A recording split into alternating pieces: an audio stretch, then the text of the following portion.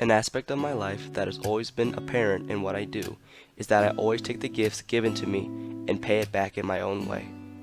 When I was young, I have been fortunate enough to be in an environment in which the people around me helped me succeed into what I wanted to be. As a kid, my next door neighbors were my best friends for as long as I could remember. Their family were the kind of people who would always help my family out. Whether it be that they babysat us or helped us mow our lawn, they were the people who would help others before they helped themselves.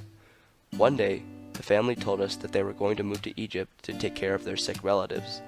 Our childhood friends looked distant and detached for the first time ever. As they said their goodbyes to my family and I, they gifted me with a final gift, a small marble pyramid. I was too young to even know what this object was, but I knew that even in their final moments with us, they still tried to help me in any way that they could. This small marble pyramid has been on my desk for the last 14 years, regardless of where I have moved to, as a reminder that the gifts given to me should be honored and not wasted. Anything that is given to me should be vicariously paid back with effort. The least I could do to honor my friends' efforts is to keep this marble pyramid by my side. As I grew older, people started to gift me with something different, their time. I still remember how my mother reacted the first time I ever stood up against her cooking.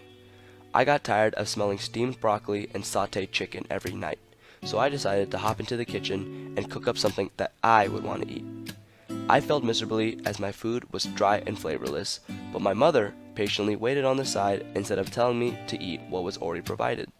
After I failed my first attempt at cooking, my mother showed me what I did wrong and then started to teach me how to properly cook every weekend from then on. Every time I came down into the kitchen and ate, she would teach me why certain flavors worked with what, and how the dish is properly cooked.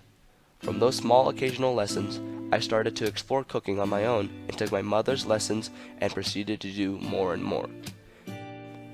After all her years of teaching me, I decided that I would pay her back by cooking every weekend and help her prepare dinner every night.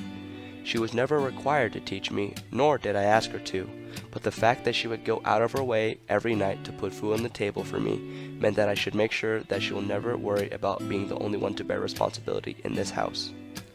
As I prepared to become a young adult, my parents did everything they could to help me discover what I wanted for my future. One time, my father took me to a technology convention in DC.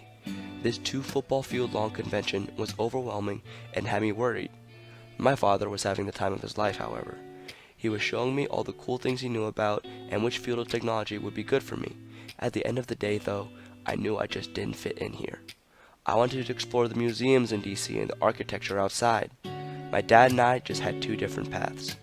I could tell that he was sad, but I was assured by him that he wasn't upset and that he wouldn't give up on me.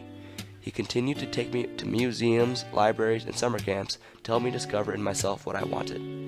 He kept on believing that there was a path for me waiting to be uncovered. He has given me the gift of perseverance, and the way I wanted to repay him is that I channel that sense of perseverance and apply it through all my hardships in life. If my parents believed I could do it, then there shouldn't be any reason that I couldn't.